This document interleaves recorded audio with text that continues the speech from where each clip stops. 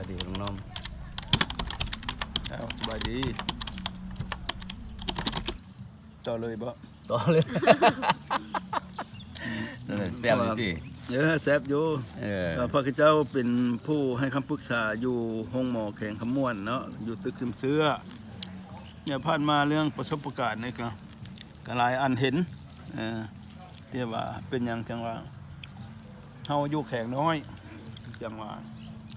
คือว่ารายฮับก็คือเดียวกับรายฮับที่ว่าแบบต่ำๆมันแหละเนาะเพราะว่าเฮามัน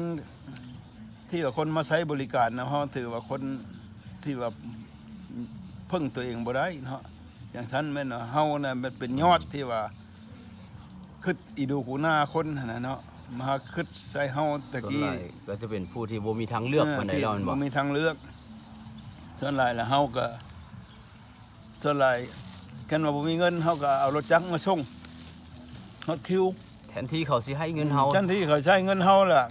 เจ้าต่ำมานั่งพอขอเงินนี่นะกลัวขอเงินกับขอเงินกับอีนะยันมันบ่พอเฮาก็จำเป็นได้ให้ไม่เบิ่งเขาอย่างท่านมาเทียบบ่ลุงน้อมรู้สึกจังได๋มันเป็นอีหยังบ่รู้สึกรำคาญหรือบ่หรือว่ารู้สึกนั่นแหละเฮาก็เรื่องรำคาญก็รำคาญอยู่มาคิดใส่เขาบ่มีก็คือเดียวกับลูกเขาบ่มีหั่นแหละเนาะเขาก็จำเป็นว่ามีเท่าไหร่ก็ได้แบ่งปันเล็กๆน้อยๆลูกเอ้ยฉันอย่างซี่กูก็มีเท่านั้นเท่านี้ก็จำเป็นได้แบ่งปันคันมาเทียบใส่ตัวเมืองใหญ่คือนครหลวงบ่คือม้วนการให้คำปรึกษาเขามีรถมีอย่างที่จะเฮาก็บ่ฮู้ว่าเขาได้ส่วนใดหั่นแหละเนาะเฮาก็คิดว่าเฮานี่เฮาก็เฮ็ดมาหลายปีแล้ว10ปลายปีก็ทุกข์คือเก่าได้บ่มีความไกลเด้โอ้ยความไกลก็พอซ้ำนั้นแล้วให้ได้บ่แต่ว่าเห็นเขาเจ้าเป็นซะแล้วลุงน้อมก็มีความแบบอีตนเขาเจ้ามันบ่นั่นแหละมันคิดอีตนเขาเจ้าว่าบ่มีก็บ่มีอะลีเฮาก็สัมผัสอยากให้เขาเจ้าได้บ่ให้ขาดยาเนาะเฮาบ่อยากให้เขาเจ้าขาดยาท่านแต่ก่อนล่ะตะปางโครงการยูนิเซฟให้เรื่องการช่วยเหลือเรื่องการเลี้ยงสัตว์ให้ทุน